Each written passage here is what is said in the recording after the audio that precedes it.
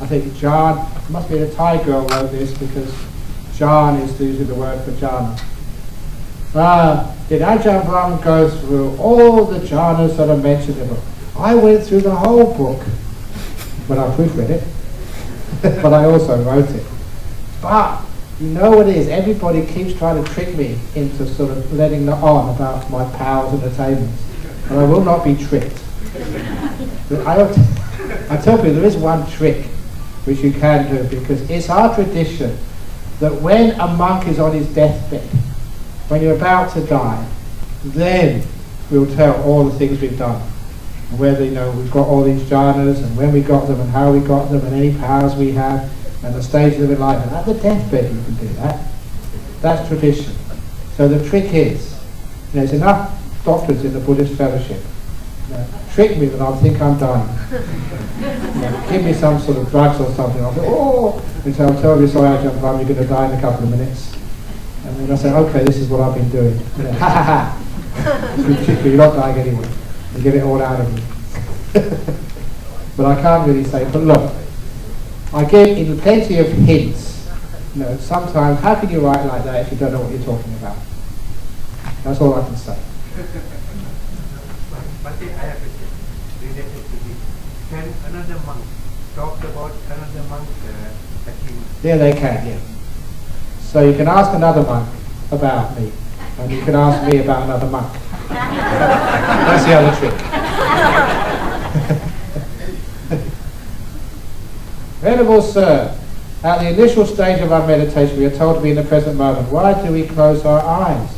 I would have thought that the eye contact is the most effective of the five senses in keeping us in the present moment. Also, can we use the other two senses, sound and smell, to keep our awareness at the present moment? When do we move on? And what should be the next objective? Okay, and first of all, because, as we were saying earlier, so much of the brain is occupied with seeing, it's great to shut the eyes, because you become much more sensitive to everything else, including what the present moment really means. So it's brilliant to shut down the sense of sight, not to look. And it's also part of not just present moment awareness for its own sake. Part of the reason we're doing present moment awareness and the rest of the meditation is so the five senses disappear. So closing the eyes is brilliant. Close them as soon as possible. And then you find it become calmer, more peaceful. So to keep your senses in the present moment, there's enough sounds, there's enough feelings in the body or thoughts in the head to keep you in the present moment. So that's enough. If you have trouble being in the present moment, listening to sounds is very good, especially sounds of nature like birds. So when you're doing walking meditation, if you do walking meditation outside, it's very, very good, because there's so much bird life around this area.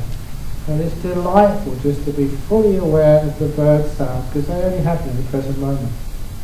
Or walking by the beach to listen to the sound of the waves. Again, it's present moment awareness. It's very delightful. So if you're having a hard time being in the present moment, try going walking meditation by the beach. Or out in the park somewhere in nature. That's very, very good. As to when do we move on and what should be the next objective, you never move on in meditation. You only move in. Moving on means moving to the next room, moving to the next class. No, stay where you are, and you move deeper in to where you are. And inside where you are is where you find the next stage. Inside the present moment is where you find the silence. Inside the silence you find the breath. Inside the breath it just changes into the full awareness of the breath. And the full awareness of the breath, it just develops by itself into the delightful breath. And this nimitta, this light, comes from right within the delightful breath. It comes within where you are now. So never move on to a next stage. Always move in to the next stage. They just got the Majjhima Nikaya. Somebody had a copy of it here, they brought it here. 118 Anapanasati Sutta, mindfulness of breathing, where it says,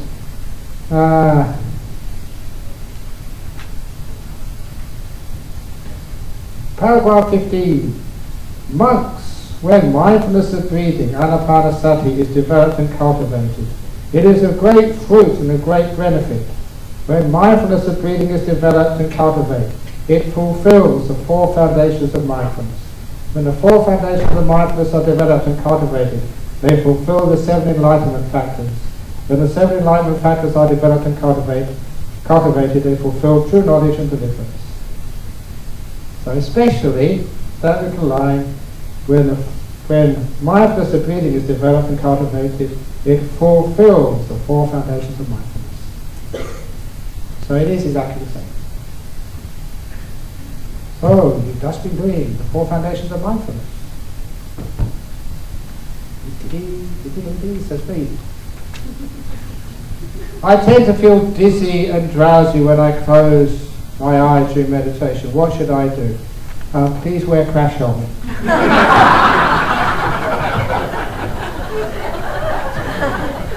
So, if you fall over, you don't sue the Buddhist Fellowship. No, it just passes by itself. If you feel drowsy, get up and go to bed. Have a nap. You're tired. If you feel a bit dizzy, or it may be that you've eaten too much, or I don't know what you've been drinking, or it may be just you've got a bit of low blood pressure or something. So just relax, take it easy. It just disappears by itself after a while. Thus, being in the present moment mean we do not plan ahead for the future. Does it mean that by planning for the future we are not living in the present moment? Could Ajahn Brahm please explain further on this? I'm so used to setting timetables for the kids.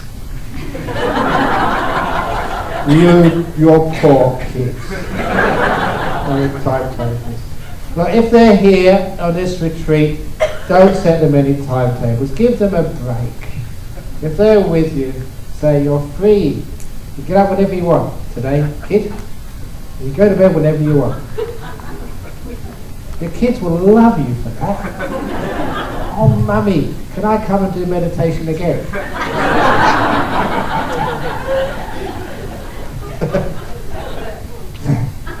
So, it's all right to set plans when you're out there in the workforce, so you've got to get your kids to school on time. But the kids don't have to get anywhere on time for this retreat. Don't worry about breakfast and dinner. Your kids will turn up on time. Just like you never need to set... Look, a lot of people weren't here for the morning meeting, but everybody turned up for breakfast.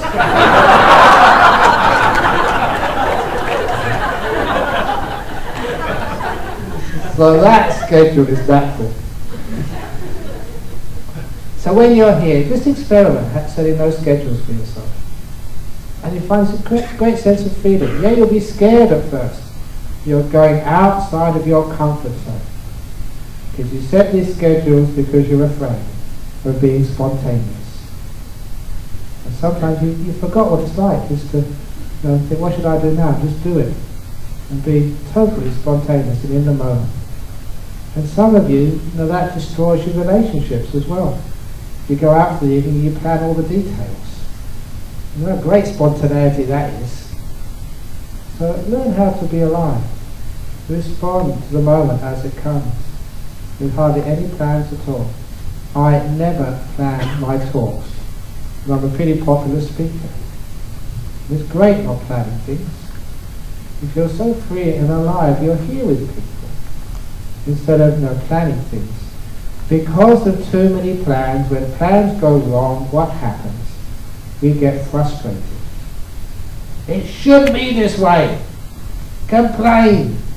Make it happen according to my plan. You have to stick to my schedule. Otherwise, I'm going to get angry. That's what happens in life. First of all, you make plans. Then you get frustrated. Then you get angry. You know what the next step is? Depression. A lot of depressive people have just gone through all that thing, making too many plans. The plans haven't worked out. Of course they don't work out. You can't plan nature. Nature is much more powerful than you are. You can't plan other people. You can't control your partner. You can't control others. Now, I tried that when I first became an abbot, trying to control my, because I soon realised that was a total waste of time. So now I follow, I don't know how many people in my age remember that TV series, Hogan's Heroes? Hogan's Heroes? Because that was my role model as an abbot. There was this, it was supposed to be this comedy about prisoner of war camp during the Second World War. And one of the guards was called Schultz. And he's my role model, because every time the prisoner started escaping, he'd put his hand over his eyes and say, I see nothing, I see nothing. And that's my role model. That's how I become an abbot and spiritual director and patron of the Buddhist fellowship. I see nothing, I see nothing. I have a much more peaceful life that way. They don't try to control things. So that way, hardly any plans, which means you can laugh a lot and you hardly ever get frustrated. If you do make plans, make them so rubbery, so plastic, so bendy, you can bend them at a moment's notice and just adapt. Those are the best plans. So especially on this retreat, don't plan anything. You don't know what's going to happen next. You might die tonight. And wasting all today making plans for the future which doesn't happen. Oh, what a waste of time. And one of these days that is going to be true. One of these nights you are going to die. And I'll tell you, when you do die, you never expected it. It'll just be a day, just like today. An ordinary day when you feel quite healthy. And it's the day you're going to die. So don't make any plans. You wake up tomorrow morning, it's just a bonus. Enjoy yourself. And don't just, as I say when I say stories like this, don't just look at the old people. You young guys die as well. Can Ajahn please elaborate on the universal law of nature? It is said there will be suffering if one does not agree to accept the law. Is it easy to make it? Is it to make it easier for anyone to accept any happening? Thank you. Yes and no, because you still have responsibility. So that's why some men said it's a universal law of nature that that women are no. That's right. This is an old English saying. I don't know if you know this. Higamus hogamus. And higamus hogamus, girls are monogamous. Hogamus higamus, boys are bigamous.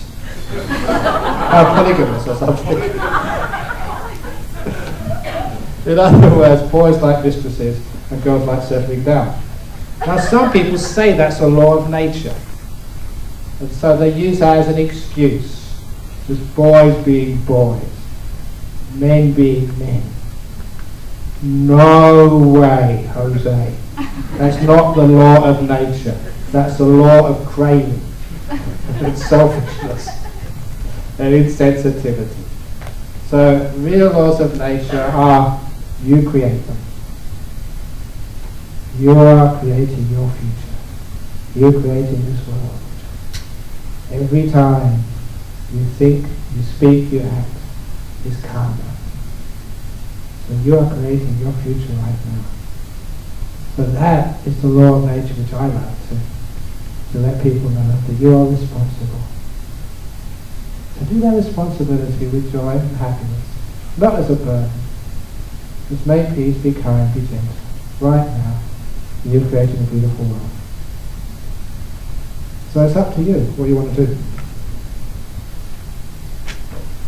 Dear Ajahn Brahm, in the context of body and mind, what is the meaning of perception and consciousness? Are they related? Can one's perception be wrong? Yes, it can be very, very, very wrong. But what consciousness is? Consciousness is just, actually, it's not consciousness, consciousnesses. There are 6 completely separate types of consciousnesses. Seeing consciousness, hearing consciousness, smelling, tasting, feeling, and mind consciousness. Is seeing the same as hearing? What does seeing and hearing have in common? I'll tell you the answer to that. Is after you see something, the mind knows what you see. After you've heard something, the mind knows you've heard. It is the mind which is added on to seeing, hearing, smelling, tasting and touching, which makes all these different forms of sense activity appear to have something in common. Knowing.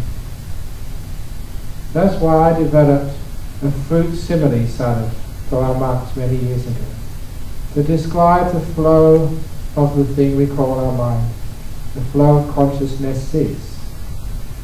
So this simile, for the eye, I used an apple, the apple of the eye. For an ear, for want of something else, I used a vegetable called a cauliflower, because sometimes in boxing, when somebody hit you on the ear and it got big, we used to call it cauliflower ear. For a nose, I used banana. For taste, I use mango because I like mangoes. And for knowing, I use coconut. So those are the symbols for the six senses. An apple for the eye, cauliflower for the ear, banana for the nose, mango for taste. I didn't actually do the body. Sorry? Touch, yeah. What do I usually use for touch? Durian, okay. Durian for touch. Now we find out what people really like. And lastly, the coconut for the mind, for knowing. And so what the fruit salad simile is, that you say you've got like an apple, you're seeing something, and immediately the apple disappears and replaced by a coconut. Then the coconut only lasts for a second, but then that's replaced by a banana. Then the banana disappears, followed by another coconut. And maybe a durian appears in the coconut. Every one of these different fruits is always followed by a coconut. In other words, whatever you see, hear, smell, taste or touch, immediately followed after by knowing it. And that gives these senses the sense of similarity. There's something which seeing, hearing, smelling, tasting and touching have in common. What they have in common is we know it afterwards. When we actually see that whole process, we realize this thing called the flow of consciousness is rather a flow of different consciousnesses. Totally different. There's nothing flowing in between. Gives us an idea of the Buddhist teaching of anatta. Seeing and hearing are totally different. And as far as perception is concerned, this is an aspect of consciousness. Once you're conscious of something, you have a choice in how to interpret it. And often you only see the things which are really important to you. And what you see is only a fraction of the picture out there. Which is why they have all these amazing experiments in psychology with perception. One of the fascinating ones, which I remember many, many years ago, in Harvard University, they had these students participate in an experiment. They chose a victim on campus, some visitor, and they went up to him or her and asked him a simple question like, where's the chemistry department? But before the victim could answer, two students dressed up as workmen went right between the two of them with a door. And once they passed through, the student asked the question again, where's the chemistry lab? And the man answered. But what had happened, the first student who asked the question went with the door and was replaced by another student. And they tried to vary the change to see whether the person would actually notice. So sometimes they'd use a small Chinese girl who asked the question first of all. When the door came, she would be replaced by this big African-American guy. And people wouldn't know the difference. Because all they perceived was the question rather than the person answering the question. And it was wonderful to show that when we use our perception, we are very efficient. We only choose to allow into our conscious experience the things we feel are very necessary for us. And most of it is filtered out. That is why people fall in love. There's many reasons why you should not fall in love, but they're all filtered out. Why? Because we want to fall in love. It's romantic. And as Shakespeare once said, it's better to have loved and lost than never to have lost at all. I don't change it around. He said it's better to have loved and lost than never to have loved at all. That's what Shakespeare said. In other words, you haven't lived until you've fallen in love. And people are right to laugh, usually when they've been through a couple of divorces or at least once. But why do you get divorced? Have you ever seen it? When people get divorced, they hate their partner. Not all the time, but some of the stuff they've done to their partner just because they've got divorced. And it's, why do you hate him so much or hate her so much? You used to love her once, you thought the best person in the world, but now you can't see the nice features in them. All you can see is a reason why they're just a stupid person. I don't know why I ever married him. I must have been drunk at the time. You probably were. But when we've got ill will and anger, again, we only allow perceptions which support our delusion. That's all we allow in. Or even, I've got to be very careful for this, because I'm a religious teacher, and I know in some religions we want to believe so much that whatever it is, it's a miracle. Yeah, it's a miracle. I think Angie told me this story. I think it was one of the members of the BF took their son, I think, to one of these churches for healing, and he was had a hearing disability. He could hear, but it wasn't sort of perfect hearing. And they took him for because a mother would do anything for their child. It doesn't matter what religion. If you can hear my kid, I don't care if it's Buddhist, Christian or whatever, I will take my kid for some healing. So he went up in front of the pastor, and the pastor leant over in his ear and shouted in his ear, "Can you hear me?" He said, "Yes." "A miracle! Hallelujah!" And everyone was jumping up and down. Many people got converted. And the mother said afterwards, "Look, I can do this. He could have done this before. He's not deaf. He's just hearing disabled." But it was a miracle. And many people, because people like to have miracles. The same with me. I speak so much that sooner or later, it's just the law of probabilities. I'm going to say what you're thinking. Ajahn Brahm can read minds. I know it. I was thinking about dinner, about lunch, and he read my mind. Yeah, I was thinking about lunch.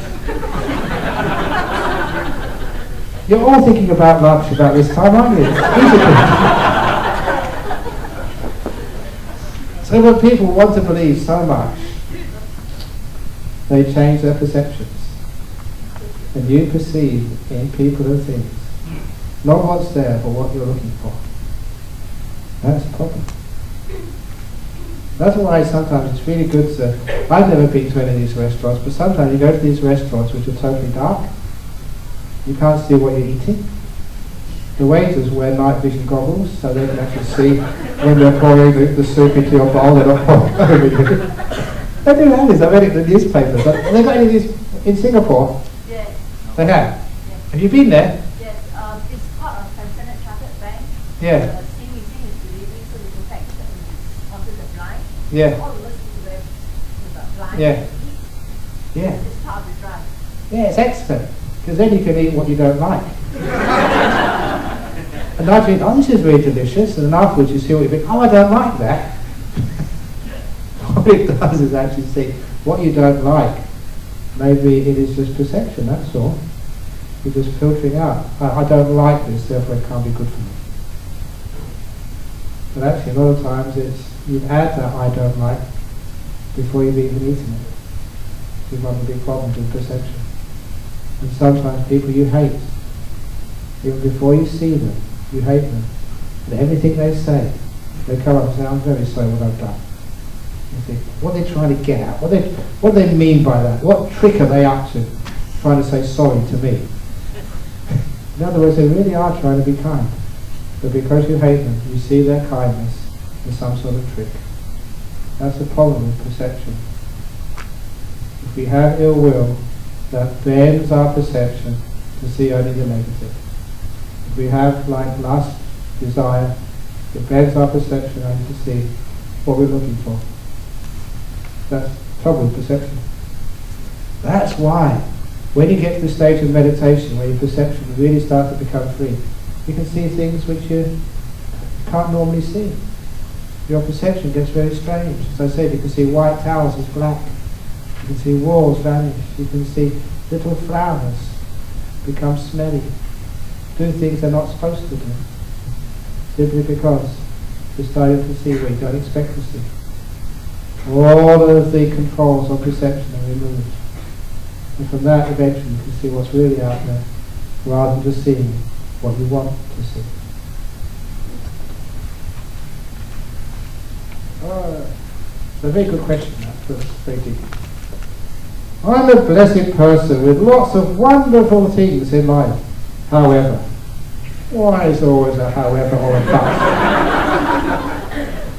I'm always puzzled why there are always quiet, sad movies. Because you're a human being, because movies are sad. Oh, isn't it sweet? Titanic goes down, but the love carries on.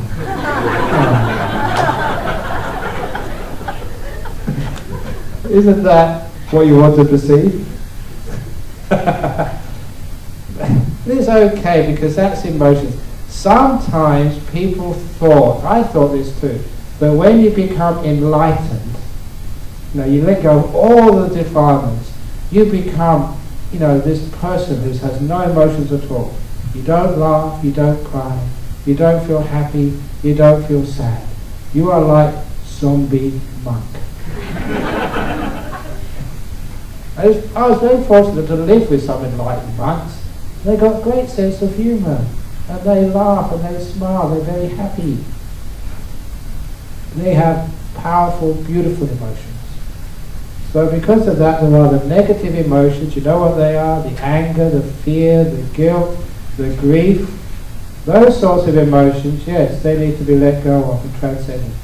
But the beautiful emotions, inspiration, joy, even peace is an emotion. Those are the ones to be cultivated. So if you have the beautiful feeling of crying, out of joy, out of happiness, or for no reason whatsoever, please go for it. If you look outside the 5 precepts, you have no precept at all, I shall refrain from crying. It's not on there. So go for it. As much as you possibly want. There's lots of bottles of water outside to top out afterwards. After you cry. So go for it, cry. And be proud to cry. However, I'm always puzzled why there was quiet, sad movies, tears of joy when seeing an ajahn or even an emotional event. As I'm in a corporate management role, my bosses always say, this is bad for a leader, for really showing your emotions. Is that something wrong with me? It's something very right with me, but wrong with your bosses. When you show emotions, it shows you're human, which means you have, it shows that you have love, you have feelings, and that will motivate the people who work with you. You really will be a leader. Not being a leader who's different, but a leader who's one of the same with the people they lead. Who can understand them and they can understand you. It's the best way of leadership. I'm in a leadership position too. And I cry sometimes, especially when I hit my foot. Thank you. This one over here, if you see it, I hit my finger with, I was building just before I came here, and hit it with the drill. Not on purpose, but so, sometimes that hurts. So sometimes I go, oh. Dear Ajahn Brahm, can one practice meditation when pregnant? I'm speaking from my own experience.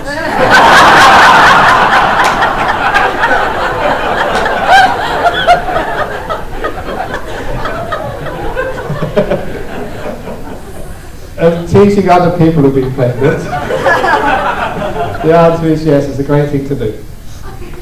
Because people who are pregnant, when they meditate, your baby meditates as well. True. They feel what the mum feels. So if you're getting very, very peaceful, my goodness, the baby comes out really peaceful. And that really is help. People who meditate during their pregnancy, the baby sleeps at night, they're really calm and very peaceful. It's a brilliant thing to do.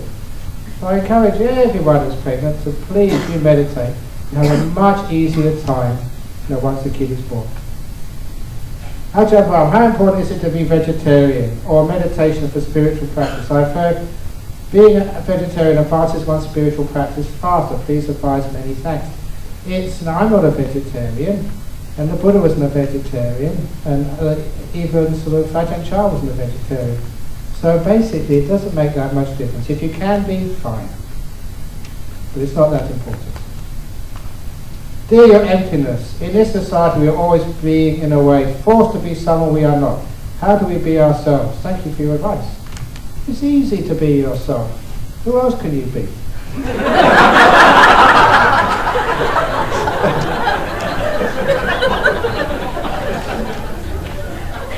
In other words, stop worrying what other people think about you. The best way of doing that is shave off your hair and wear a robe and go to work when you go back. That'd be really fun, wouldn't it? You turn up at work the next morning when you go back from this retreat, totally bald, wearing a brown robe. See what your boss says then. No, I better not do that. But there's an old story I learned a long time ago. When you're, in your teenage years and in your early 20s, you're very concerned what other people think about you. You have to attract a partner in life. As a boy, you have to keep up with your peers, peer pressure. So if they wear tattoos, you have to wear tattoos. If they wear studs in their ears, you have to wear studs. You know what the peer pressure is? Maybe not in Singapore, but in many other countries. That you do what your friends do because of peer pressure. Because you're really afraid what other people think about you and say about you. Especially with girls, you've got to be fashionable, you've got to be beautiful, you've got to be attractive, you've got to be hot. Otherwise you feel such a failure. So you're really concerned what other people think about you. But when you get into your 30s and 40s, then you get what we call self-confidence. You don't care what other people think about you. You can put on weight, you can be sloppy, you don't have to keep putting on makeup. You just, whatever you say, who cares? So when you're in your 30s and 40s, you get self-confidence. You do what you think you want to do, and you don't care what other people think about you. And when you get into your 60s, which is my age now, you finally figure out, you finally learn that people weren't thinking about you anyway. You could have done what you wanted to do when you were very young, because most people are just thinking about themselves. So that's the wonderful reason in life. You just be yourself, because people aren't thinking about you. They're all thinking about themselves.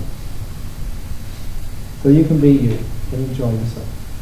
And I don't put this on when I couldn't live just being sort of a fake monk. As I am, as I speak, that's who I am. You know me for such a long time. I tell bad jokes not just in public, but in private as well. And I laugh, and I just... So, I don't put on an act, because that would be terrible. In life, putting on an act and trying to be someone you're not would be so much tension. You just be who you are. And the more you are who you are, the more confident you are, the more attractive you become. So you win both ways. They say that when one dies, it's good to have people chanting straight away to help with the better rebirth, etc. Also, because the eyes are the last of the senses to go, the ears are the last of the senses to go. Is it necessary, and how important is it? How does one find out about what happens after death and to know what to do next? Also, is burning the joss stick a Buddhist tradition? Why do we bow 3 times in respect to the dead and not once? Okay, how to know what happens after you die is to die. And then you'll find out for sure. Ahipasiko, come and see, personal experience. Don't just believe, test it out.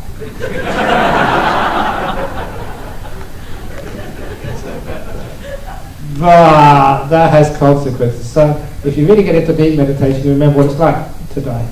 and then you had your own personal experience and you're still alive to talk about it afterwards. Chanting when a person dies. Look, if I die, please don't do any chanting. You know, I try to have a peaceful time. I try to meditate. And people are getting in my ear, chanting this and chanting that. See, I've had enough with chanting. In the Thai tradition, we used to chant for hours and hours and hours. I've had enough chanting already to last my whole life. I got it out of the way when I was young. That's why I'm not so much into chanting, because I've been traumatized by the chanting we used to do. A couple of hours sometimes in the hot. So instead of actually chanting, it's much better to teach the Dhamma. In other words, now all those chants, whatever they are, they're teaching. So teaching the language the person will understand. If they don't understand English, they're not going to understand Pali. Just teaching Mandarin or Hokkien or whatever it is, your languages. And just say a few words about what Dai is. Now, one of my very close supporters, for years and years and years, he was a treasurer, he was caretaker, always a very good friend. He was the guy who translated, who did those books, Rod Story. His name is in the front of those books, acknowledgement to him. He died early this year. And it's wonderful that he was going, but you never know when a person's going to go. So his wife rang me up and I just went there, special just to go and see him. Went to sit by his bedside. He was unconscious. Well, not really unconscious, he just couldn't speak. So I gave him some very, very good Dharma because he knew what he was talking about. He translated transcribed all those books, Open the Door of Your Heart, Mindfulness, Bliss of Beyond, the Happiness of Meditation book.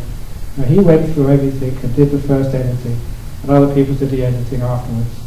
So he loved doing that because as he was reading or listening to those talks and transcribing them, he was also understanding what they meant. So when he died, I was there, or just before he died, and I gave him some teachings, and I meditated next to his bedside, because that's a great way to communicate with someone, mind to mind. And I said, I'm going. And as I walked out, he started the dying process. Immediately. It was really weird. And his wife said that she thought of calling me, but she went, no, I'm going to just let him die. And apparently before I left the hospital, it was in like 5 minutes, and me leaving the room, that was his cue. And then he started dying. Because dying is a process, it's not an event. He went. It was very beautiful, great way of dying. They saw me the very last, told him what to do, and then he did it. A really good disciple. Some of you I've been teaching for years and you still don't do it. He did it straight away.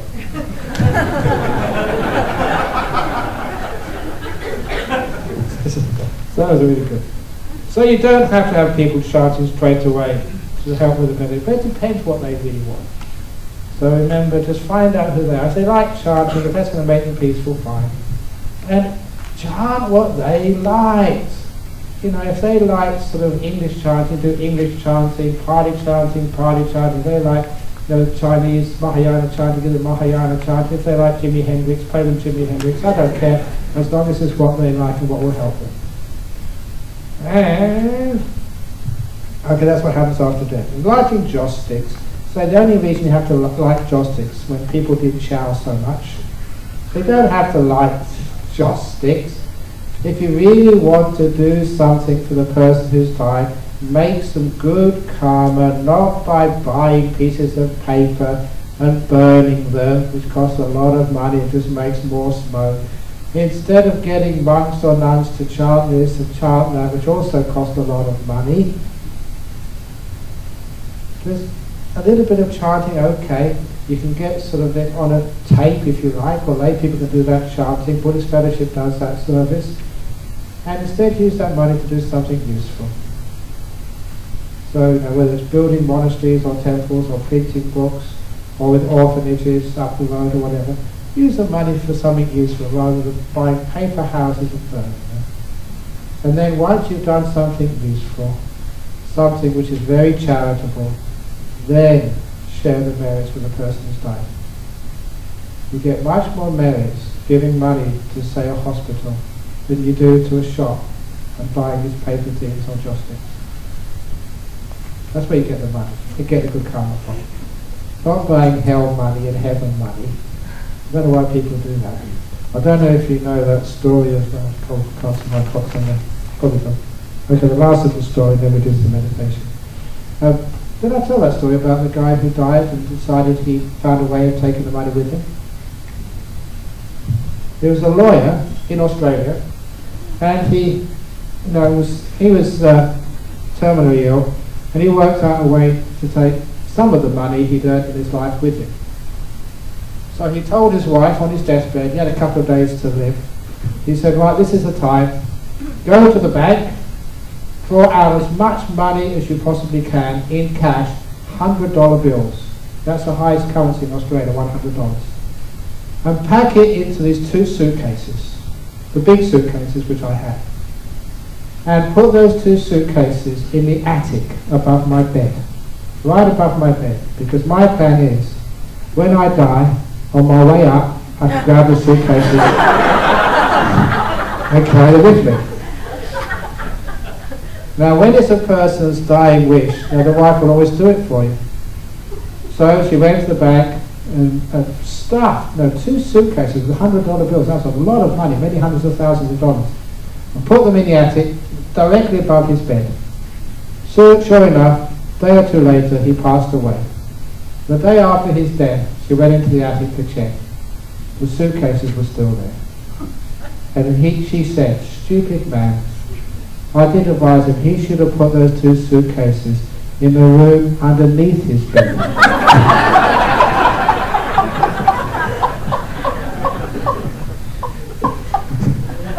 Right where he was going. Underneath his bed when he goes down. Anyway. Okay. So you can't take it with you, so forget about it.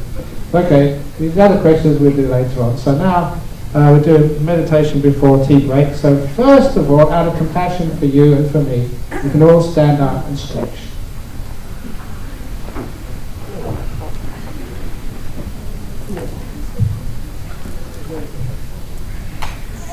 That's very good. Stretch. And when you move around, and especially your extremities, please remind me of the person behind you. Don't touch them. Just be kind to your body. And when you think it's the right time, you can sit down in a meditation posture.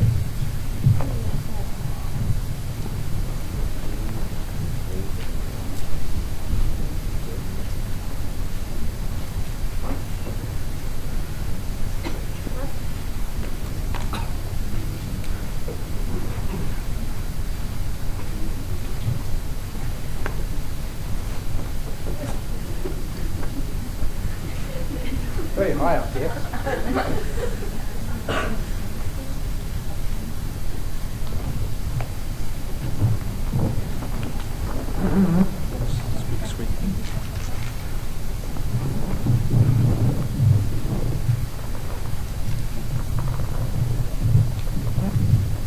Okay, so close your eyes.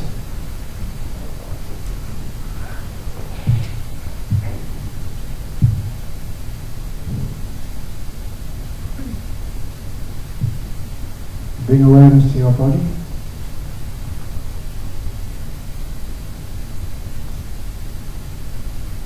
And relax your body. Be mindful and be kind.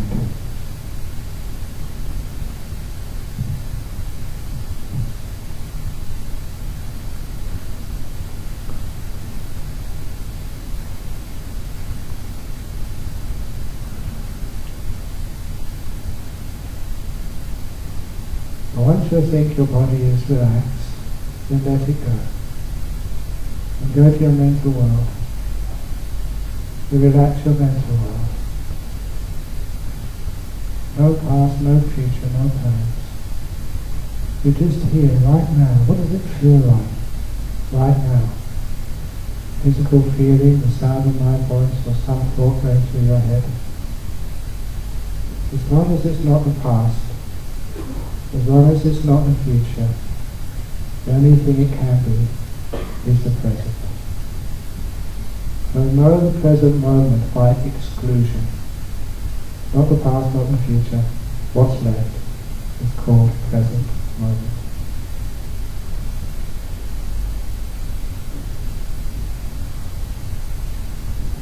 Sometimes you can feel the body.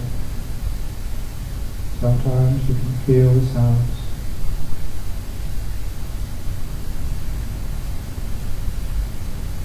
car and in the vehicle outside.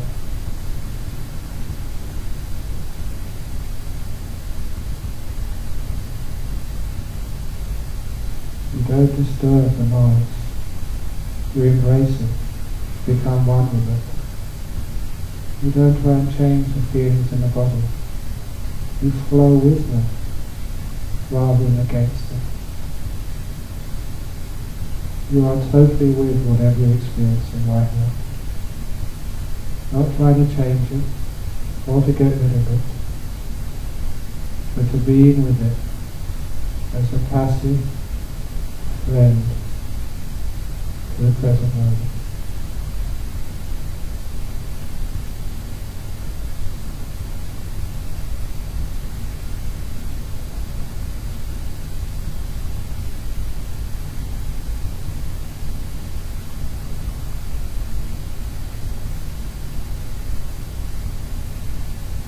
There's no need to go thinking about things. Paying attention to the space between my words. In the spaces, you notice silence. Don't disturb the silence.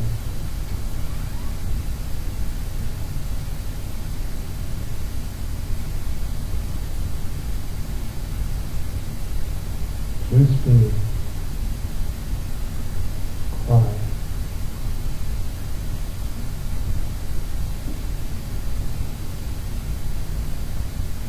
You may notice the sensation of your breathing, the breath coming in, the breath going out.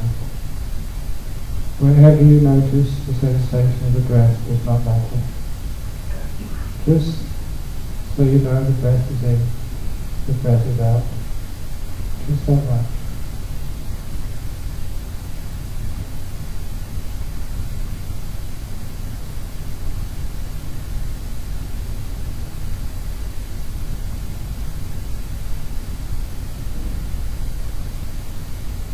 Be with the breath and treating the breath as a friend, not as a slave.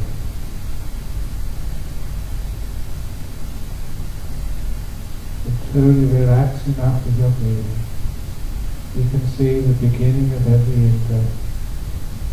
You can see the breath reach its peak and then fade away as the in-breath is completed. Then you can notice the pauses when the in-breath has stopped and the out-breath is yet to begin. And catch the out-breath at the very beginning, when it exhales all the carbon dioxide and eventually finishes. And then there's that other gap between the out-breath and the in-breath. Find out which one is the longer. The space between an in-breath and an out-breath, or the space between your out-breath and the in-breath. Developing full awareness of the breathing.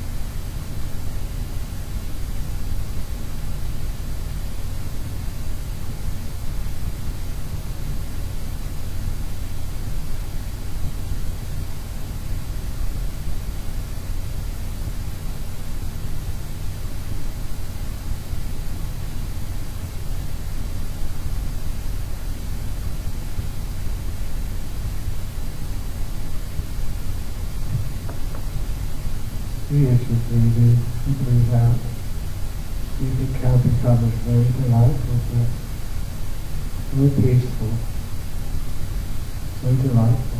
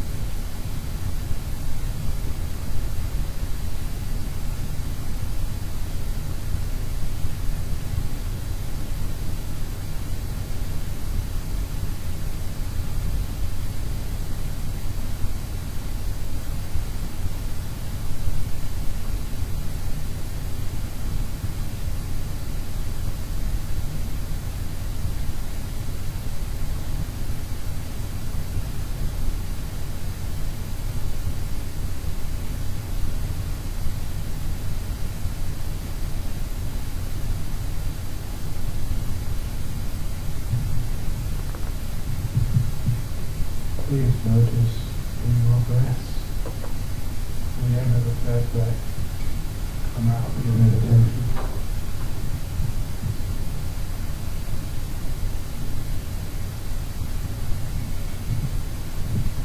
So now we have a tea and sandwiches and cakes break, and I'll be back again this afternoon for the interview periods. So there's some interviews. In the meantime, please make use of this place, the room here, your room, corridors, beach. We carry on doing a little bit of meditation this afternoon. So that's your homework assignment. So take it easy and please enjoy this afternoon. There will be more questions and answers later on this evening. So have a great afternoon and great dinner tonight.